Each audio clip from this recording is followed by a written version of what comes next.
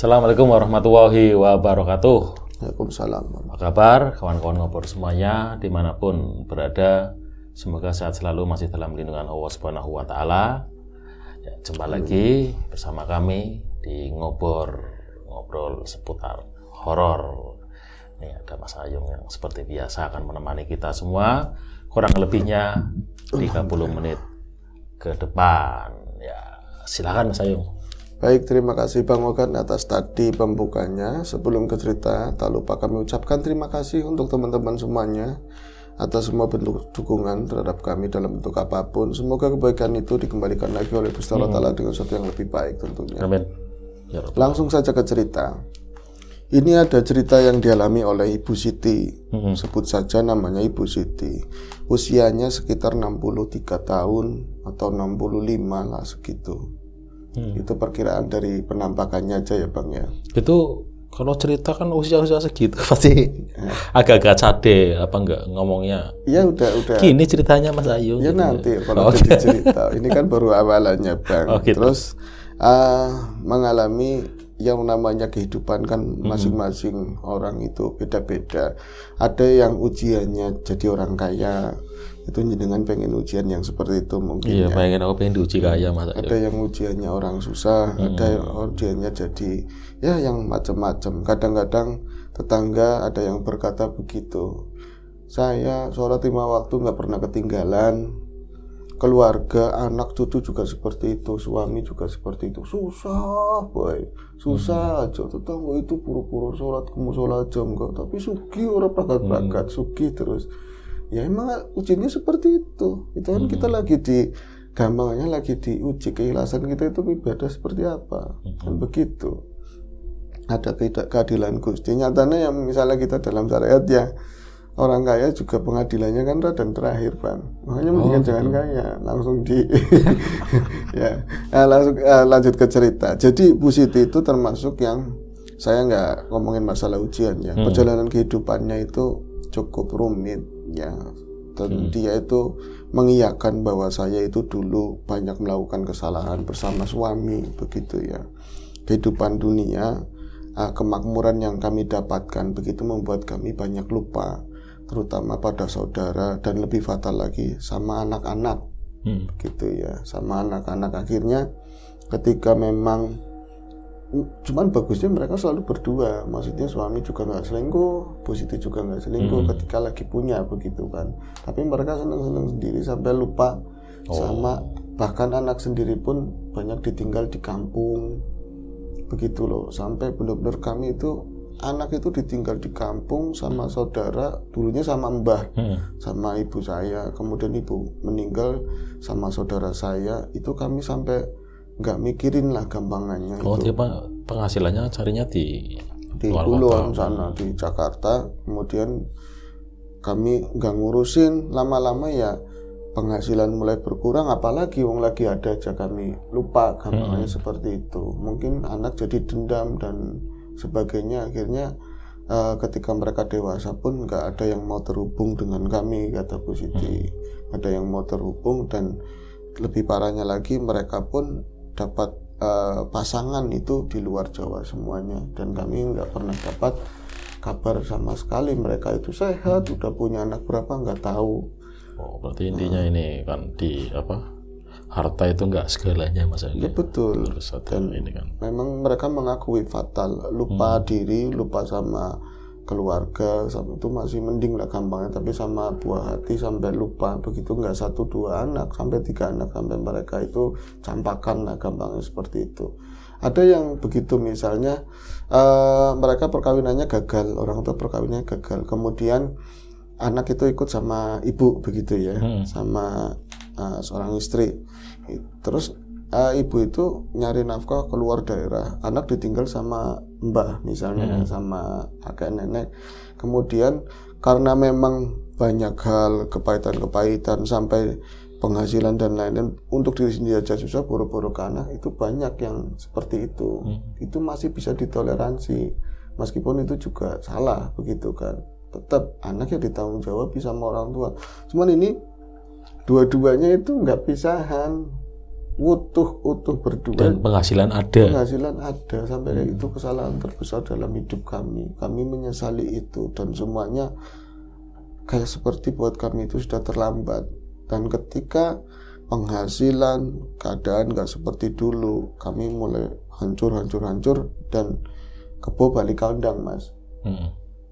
Bukan berarti mereka kebo ya, nyatanya mereka juga harus pulang kampung. Kemana lagi ketika hari tua, ya kan? Kita harus anak yang nggak ada, hanya saudara lah yang mungkin bisa nanti kalau meninggal atau hari tua itu ada yang bisa nyokong, ada yang bisa ngurusin.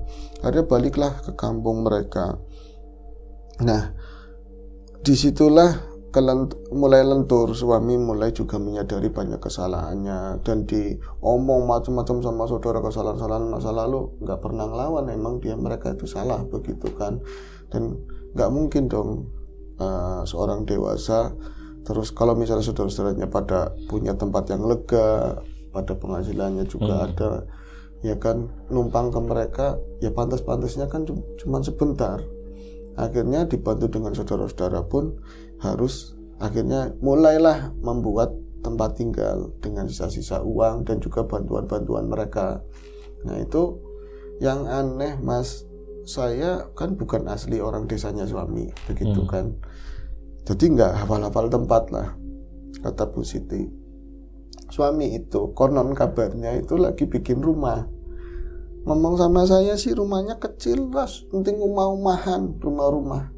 Apa kayak bilik-bilik kecil atau apa, yang penting buat tinggal kita berdua, jangan sampai numpang terus sama tetangga begitu. Ya wis, nggak apa-apa Pak, nggak apa-apa. Saya itu di rumah saudara sembari itu ya saking udah nggak adanya itu keliling kampung, muter-muter bawa karung itu nyari rongsokan Bang, nyari ya botol air mineral apa aja lah buat bertahan, nanti dikiloin begitu. Suami juga seperti itu, tapi hari-hari itu dia dapat dukungan dana entah dari siapa lah, saudara atau orang-orang yang masih kasihan sama kami, itu bikin rumah katanya. Tapi sekalipun selama pembangunan rumah itu ya lama-lamanya sebulan dengan rumah kecil atau kurang lah, saya nggak pernah boleh ke rumah tersebut. Wis nggak baik. Nanti aja kalau udah jadi kamu pindah. Syukur-syukur di sini saudara itu masih baik begitu kan, terima kita di sini.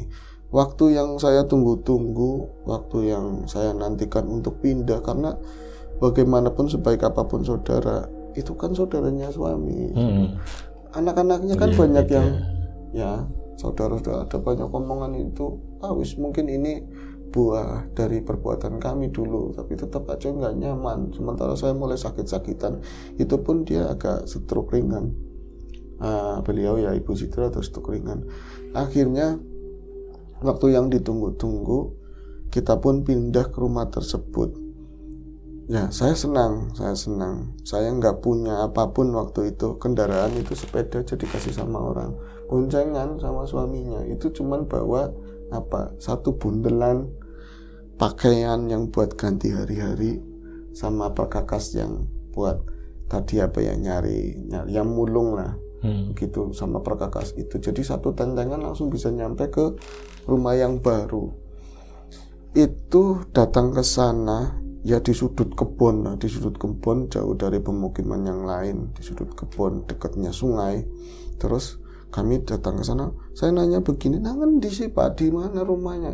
Mana di situ, sebentar lagi.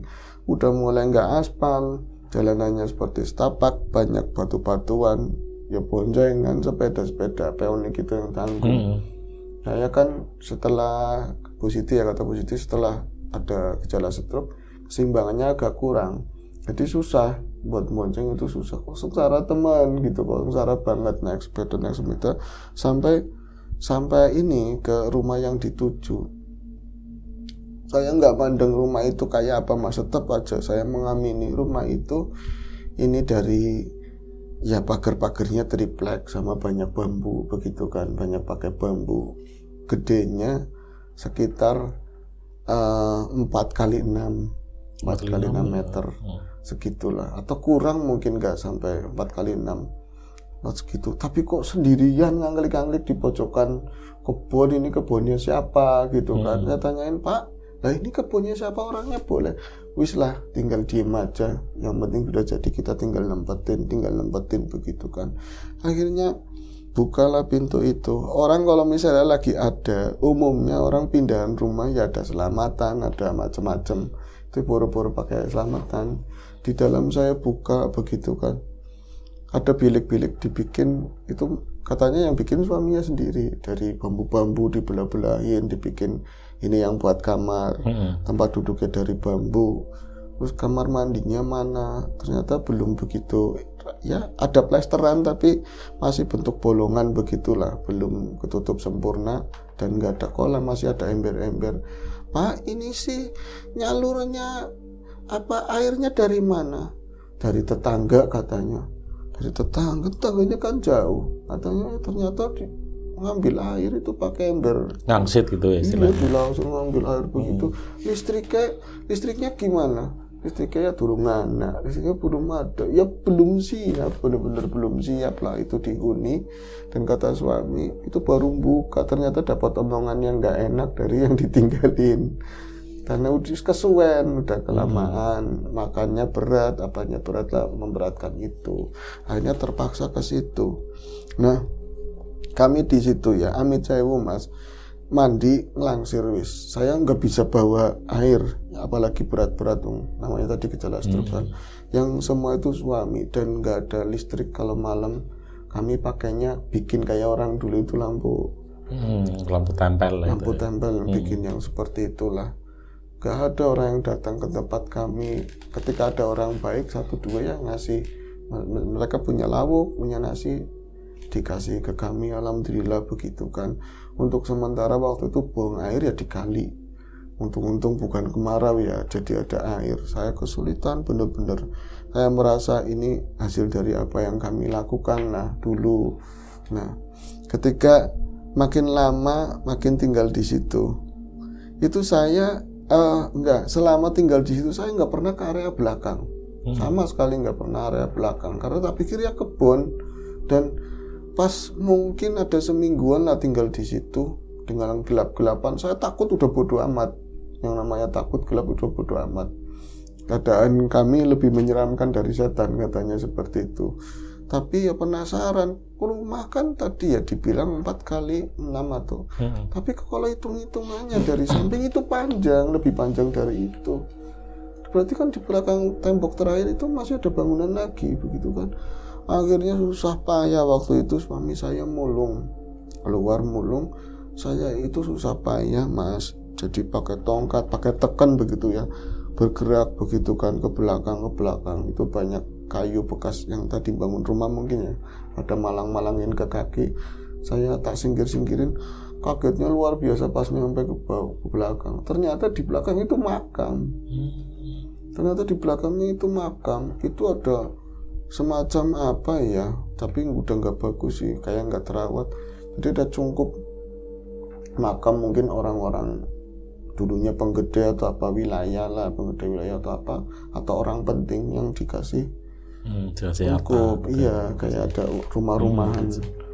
Inilah yang seperti itu nyambung ke ini rumah, belakang rumah, jadi nempel. Pantas sana agak kelihatan panjang, berarti belakang kami kuburan itu ada kuburan berapa, berarti sepasang kuburan di situ. Terus saya tengok lagi kebun sampingnya itu kuburan semuanya, cuman kayak semacam kuburan yang udah nggak kerawat sama sekali. Kuburan lama itu ya. Kuburan lama sekali dan banyak semak. Kayak tenger-tenger itu apa? Nisan itu pun banyak kan dari kayu yang tinggal 2 ruas jari lah, kependem-pendem. Yang lain itu udah nggak kelihatan. Ya Allah, kok ini makam. Pas sudah suami saya balik lagi kan, saya itu baru kerasa, aduh, jangan-jangan yang ditinggalin saya rumah ini juga makam, jangan-jangan ini makam seperti yang tadi itu. Walaupun sampingnya itu bersih gitu ya, kayak udah semenjak pembangunan itu banyak ditanamin kayak tumbuhan rambat atau kembang-kembang. Mas suami jadi samar gitu kan. Pas suami pulang saya tanyain, Pak, aku mau memburi, aku itu tadi ke belakang, itu makam Pak. Iya, paling sambil nadanya kayak bersalah gitu kan. itu makam semua.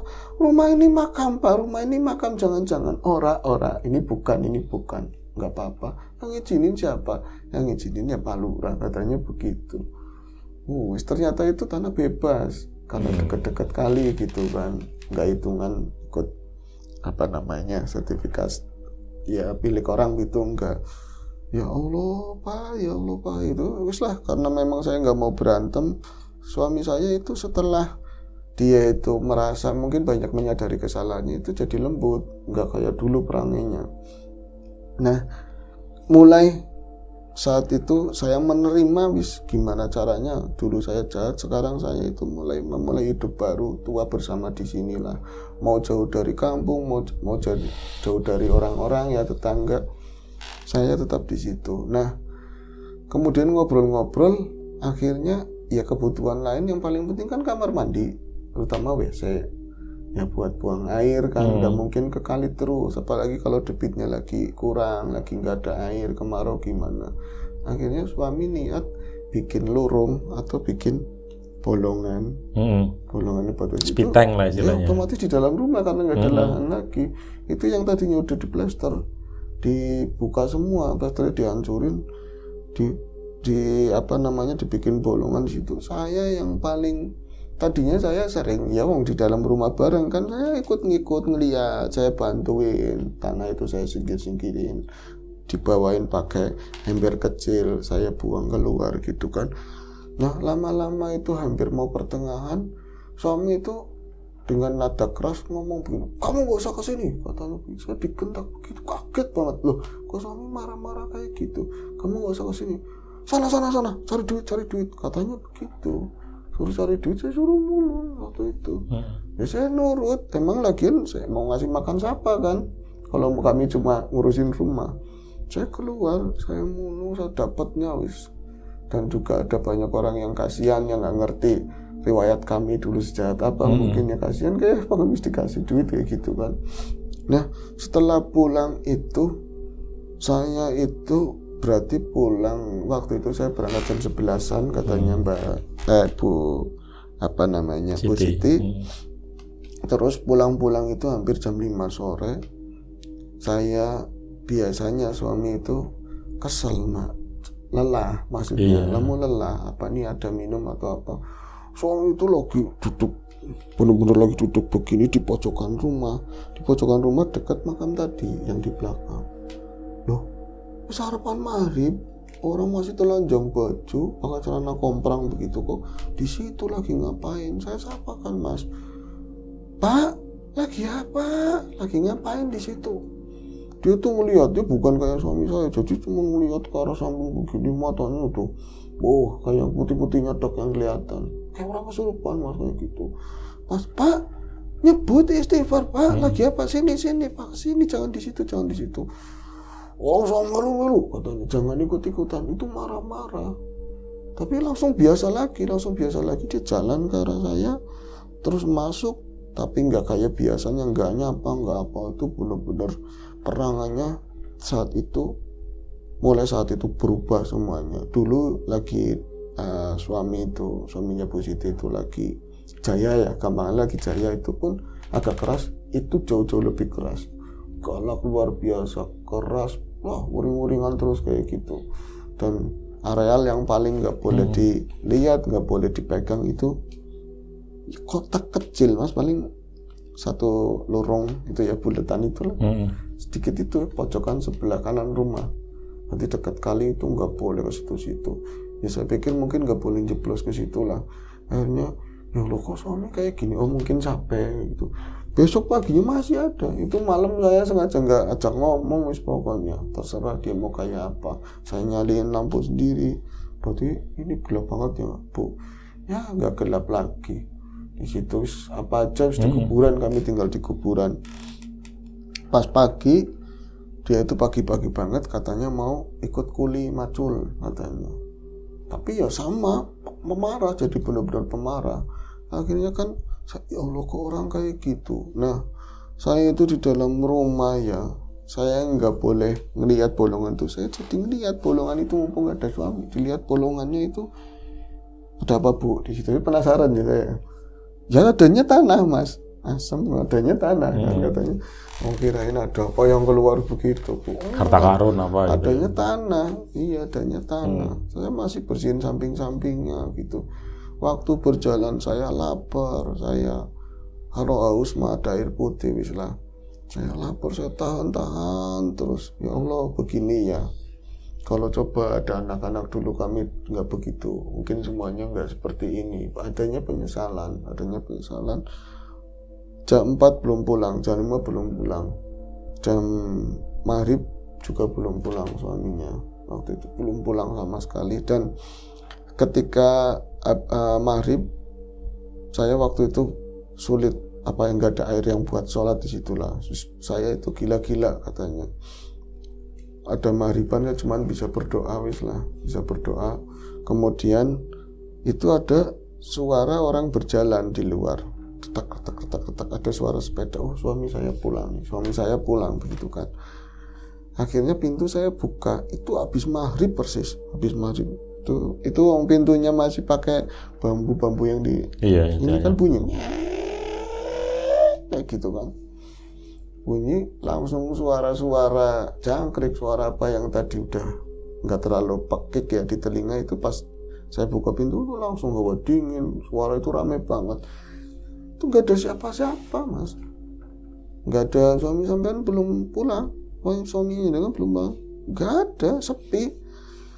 Akhirnya pintu biarin aja lah saya buka, biar ada ini apa namanya sinaran dari luar, mau pakai rada mending, mau namanya di luar kan. Saya itu nyari apa yang bisa dimakan begitu kan, ada sisa-sisa apa, nyatanya nggak ada. Lagi-lagi saya minum. Nah pas saya nengok keluar itu ada sosok yang lagi duduk di pintu. Ada yang sosok yang lagi duduk di pintu. Oh, dasar wong tukang ngerjani katanya. Marah-marah aja nggak suka ngerjani. Suami saya dari bentuk tubuhnya apa siluet doang kelihatannya, tapi buka baju. Itu suaminya. Ya kelihatan tunggir sininya bagian belakang.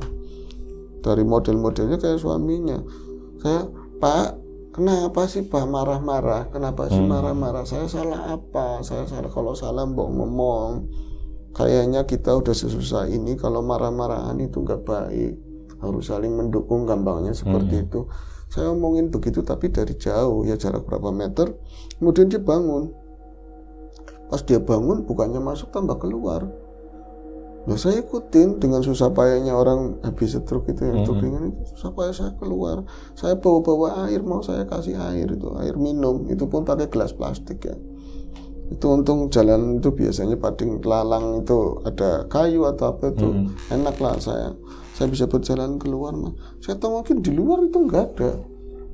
Oh, wong mengendi itu nggak ada, dan nggak ada suara langkah keluar kemana-mana gitu loh. Wong kayak setapak itu kayak banyak rumputan atau batu-batu. Kalau ada orang jalan mesti kedengeran. Itu kok nggak ada di luar ya. Sepedanya juga nggak ada. Penasaran lagi, saya ke samping rumah mas. Saya tahu mungkin miring begini kan, di tempat yang suami itu waktu itu melotot apalagi nongkrong sore-sore. Di sana itu ada, di sana dia itu ada di sana. Di kuburan itu. Iya, ada di dekat kuburan. Itu ya kelihatannya gambarnya kayak orang lagi nongkrong duduk begini, dia duduk begini. Pak, lagi apa sih neng kono? Lagi apa di situ? Pak, lagi ngapain di situ? Sampean marah ya marah. Kalau mau memang saya punya salah, saya yang keluar situ, mau di sini saya keluar. Nggak ke saudara nggak apa-apa. Saya mau jalan sejauh sikil ya, kaki saya melangkah nggak apa-apa. Kalau saya dicampakkan begini saya nggak mau, katanya seperti itu. Ibu situ sambil nangis saya ngomong kayak gitu mas. Lah suamiku nggak bergerak di situ aja. Akhirnya dia bangun. Katan bangun bukan ke arah saya, loh kok jalan ke kebun, serak itu ke kuburan yang banyak semak-semak itu loh. Ke situ kan kalingan semak, terus ada dapur-dapuran bambu yang nggak begitu banyak, ke situ. Sop jalan kan nggak kelihatan sih, cuman siluet petang mas, cuman hitam aja. Kue asli bukan suami saya ternyata. Karena apa? Dia bangun pas melangkah itu makin hilang kayak gitu. Hilang, bener-bener hilang. Nah setelah itu cuma ada suara apa? Gagak katanya. kau ya. Kau ya, burung gagak ya. Iya, wah, ada suara kayak gitu, itu jarang. Kalau kadasir masih ada sih, kalau misalnya habis hujan misalnya itu masih ada, itu ada suara, wow, saya kaget banget dan langsung merinding semuanya kan. Saya merinding, saya langsung balik badan kan, saya balik badan masuk ke rumah. Ternyata dia itu, sosok itu ada di pojokan sebelah kanan rumah. 4 meter jaraknya, berarti ada di situ, lagi berdiri di situ, tapi membelakangi sapa Bu Siti. Sampean itu aslinya siapa? Sampean itu siapa? Uang apa duduk, orang apa bukan, orang apa bukan? Mas, Pak, sampean apa bukan? Padahal Bu Siti udah tahu itu bukan suaminya. Tapi dedek berdirinya itu mirip segitu, tinggi-tingginya segitu. Pas itu kok nggak ada sautan sama sekali. Itu jalannya susah, mipil-mipil ya ke arah tadi, ke arah pintu. Akhirnya bisa naik, pintu langsung diselot, cek, krok, tuh. Itu di luar orang itu kayak orang marah-marah, dan memang bukan suara suaminya, bukan suara suaminya. Dia tuh ketakutan. Ya kalau sampean mah punya telepon ya, katanya kalau saya cuma bisa nangis, bisa istighfar, saya punya salah kok kayak gini. Itu di luar itu siapa, Pas lagi kayak gitu belum selesai, saya dengar suara orang azan Isya. Alhamdulillah sudah Isya. Ya Allah, aku belum bisa sembahyang, aku belum bisa sholat. Baru retak. Saya nggak dengar suara sepeda, Mas, nggak dengar suara sepeda. Tahu-tahu, buka. Itu suara suaminya. Saya takutnya bukan, takutnya ada yang ngerjain lagi. Akhirnya karena memang suara suaminya dan marah-marah, saya buka pintunya dan itu memang suaminya. Lama banget sih marah-marah, benar-benar marah-marah. Dia itu perangannya udah benar-benar berubah. Memang dia bawa makanan, saya makan, nggak ada ucapan, nggak ada omongan sama sekali. Dan dia itu biasanya karena tahu saya itu jalannya susah, habis makannya saya pun ditumpuk di piringnya, dia yang bawa ke belakang, kayak ditumpuk di mana, nanti mau dicuci apa, harus dilempar begini, serak. Bener-bener perangannya itu, kok perangannya udah berubah semuanya. Dia langsung ke belakang, banyu lah kak, air nggak ada, saya pengen mandi apa itu ngurusin suami marah-marah nyampe jam 9 malam. Saya tersiksa bener-bener, dan setelah itu dia nggak mandi, langsung tidur. Saya yang masukin sepeda di luar itu pelan-pelan banget, dan tinggal buntutnya. Kan ini sempit ya pintunya antara sepeda sama orang yang jalannya susah, itu kan angel banget, itu susah banget. Lagi kesulitan begitu, ada suara begini, nengoklah saya ke samping kiri, itu sebelah kanan, itu ada sosok yang sama itu. Dan saya tahu itu sepertinya sosok itu marah banget. Mbak, ngapunten mbak, saya mboten mbak, numpang. Saya disuruh tinggal di sini, amit. Kalau misalnya nggak terima, maaf kayak gitu. Sampai susah payah akhirnya bisa masuk. Sepeda itu jatuhlah, sepeda saya hampir jatuh, suami nggak bangun.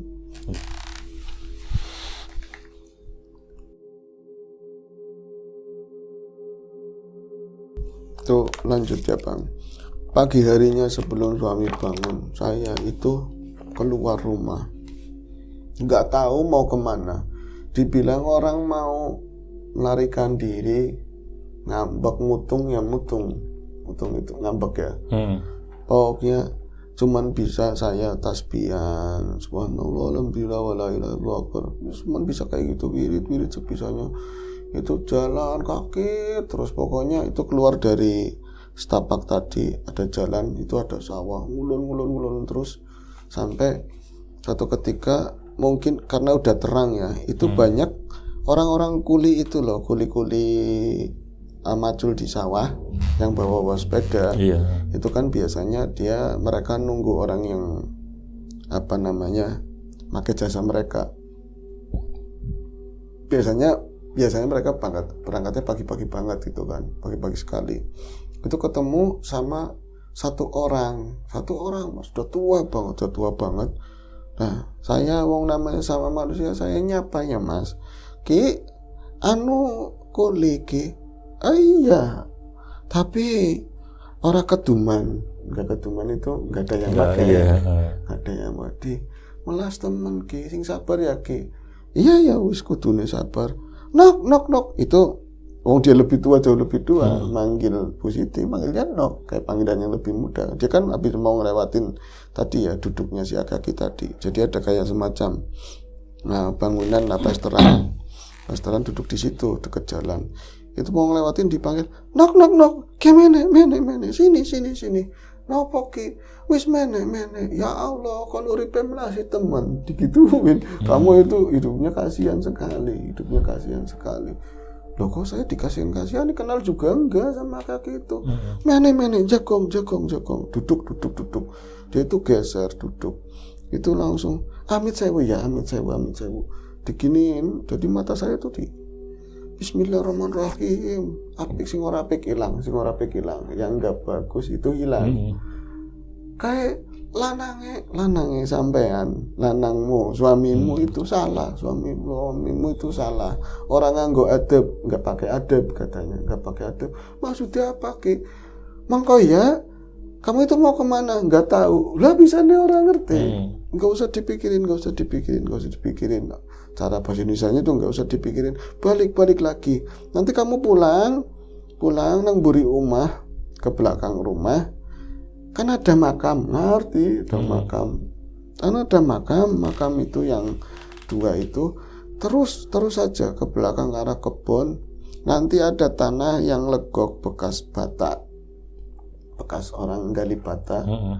Itu di sana ada tanah yang baru diuruk-uruk, tanah bekas uruk-uruk lah, bekas tanah yang ya kayak timbunan tanah, dikorek, itu diambil itu yang di karung putih diambil, tempatnya nggak di situ katanya begitu.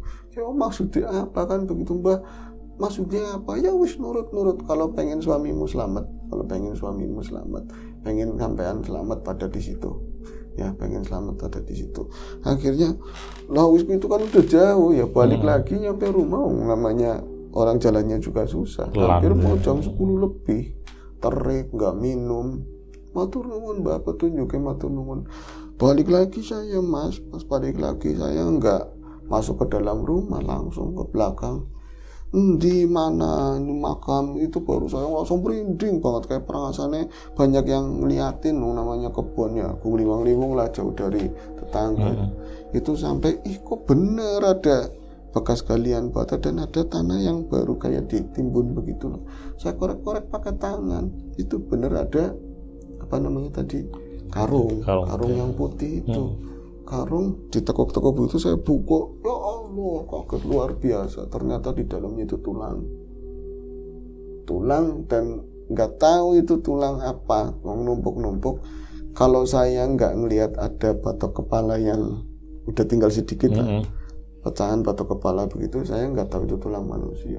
Astagfirullahaladzim, ya Allah, siapa ini apa. Terus ada suara aki-aki tadi diambil, ditaruh lagi di tempatnya. Taruh lagi di tempatnya mana? Saya kayak semacam bisa berkomunikasi dengan Diki, di mana Ki? Di dalam rumah di bolongan itu.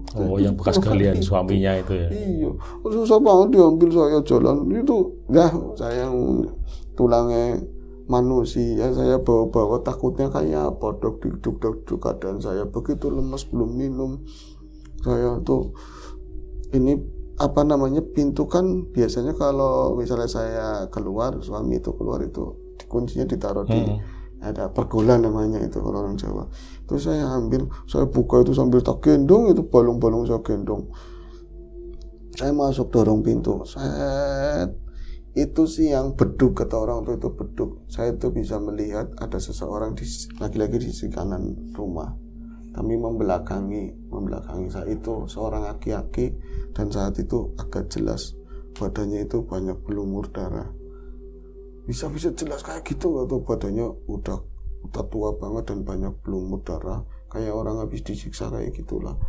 Saya udah nggak mau lihat lagi, pokoknya astagfirullahaladzim. Saya jalan langsung taruh di itu bolongan itu, dan untuk apa namanya supaya suami nggak curiga atau apa, keluar lagi, tapi sosok itu udah nggak ada, sosok yang tadi udah nggak ada.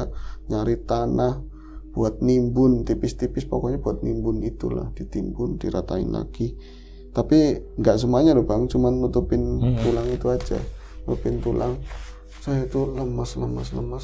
Nah, kayak gue ada suara kayak gitu. Orang itu tadi lagi yang di sepedaan tadi.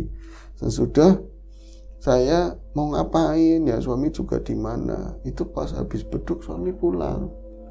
Ternyata dia itu habis katanya ke tempat saudaranya, saudara mana nggak tahu, dia bawa makanan, bawa apa. Orangnya udah nggak kayak itu lagi. Betul, kayak kembali semula. Normal, udah baik lagi. Terus saya terangin semuanya. Pak, saya tanyain, Pak, kemarin bisanya sampean begini-begini, nggak kerasa dia kayak gitu. Harus saya jelasin lagi, tadi itu saya niatnya minggat, wong sampean itu marah-marah terus. Pengalaman ketemu makhluk-makhluk ini, apa ya, yang kemarin, yang malam juga. Terus tadi saya jalan, niatnya mau minggat, di sawah ketemu aki-aki, disuruh begini. Iya, suami baru ngaku. Suaranya ngaku bahwa ketika bikin bolongan itu memang nemu tulang orang. Nah itu juga kayak pekuburan berarti Bang, kayak semacam apa itu ya, jangan-jangan sing nemoni kamu itu sosok ini, orang yang tulangnya itu diambilin gitu loh, dipindahin begitu saja. Akhirnya ya wis itu saya lega Mas, suami udah kembali lagi ke normalnya, normal. Dan saat itu juga suami juga merasa bersalah. Saya minta diantar saat itu juga ke sawah. Padahal kalau logika, kalau dia orang bukan orang situ, terus nggak dapat kuliah atau apa, atau udah dapat sesuatu yang dikerjain, orang nggak mungkin aki-aki itu masih ada di situ. Tapi wong namanya hati pengennya begitu, saya minta diboncengin suami ke sawah yang tadi pagi. Ya saya itu ketemu sama kayak gitu. Itu akhirnya ketemu bisa ada di situ. Wis katanya begitu, udah gini dengan sinten lah, orang perlu tahu siapa itu. Saya itu orang seberang sana katanya. Itu suami saya dibilang, marahin sih enggak, cuman diomongin apa-apa itu ada adabnya. Kamu itu di situ makam harus ada izin, terutama begitu ya. Memang iya, alam udah beda-beda. Di sini aja bisa jadi yang kita injak di bawahnya ada mayat orang, ada makam, tapi tetap ada adab. Kamu nggak ada adab, main pindahin, nggak boleh kayak gitu lain kali ya. Itu dikasih namanya ini tadi. Wong berdua buat apa lah, katanya cuman berdua juga nggak apa-apa. Habis sholat dikirimi Fatihah orang itu, nanti udah nggak ada apa-apa lagi. Ya wis ya, aku tak pulang. Malah dia yang pergi duluan, emang ke arah sana. Dan emang nyata duhir bukan hilang atau apa, enggak. Sampai saya tuh nungguin sama suami itu sampai jauh, kelihatan kecil ketutupan sama apa, ada tumbuhan-tumbuhan sawah lah gitu ya, tanaman sawah itu emang duhir. Tapi ya, sampai sekarang masih ninggalin di situ. Dan ada keajaiban, setelah cerita ini disampaikan di sini, anak laki-lakinya itu datang ke situ, kayak nyari orang tuanya itu. Dan udah emang benar udah punya istri, punya anak. Itu aja sih Pak ceritanya. Yes, boleh dikatakan apa sih ya itu ya? Apa ya, saya? Ya. Pembalasan apa ya itu ya? Ya ada tadi ya. Yang jelas sih sebab akibat ya. Pasti ada. Itu hukum dunia ya, yang belum yang lain-lain. Ya itu saja cerita nih dari Mas Hayong. Sampai jumpa di ngobrol selanjutnya, mungkin masih banyak cerita-cerita menarik lagi ya Mas Hayong. Semoga menghibur kita semua. Sampai jumpa di ngobrol selanjutnya, mungkin masih sama saya atau sama Mas Siram Biru. Itu saja, dan kami akhiri. Wassalamualaikum warahmatullahi wabarakatuh.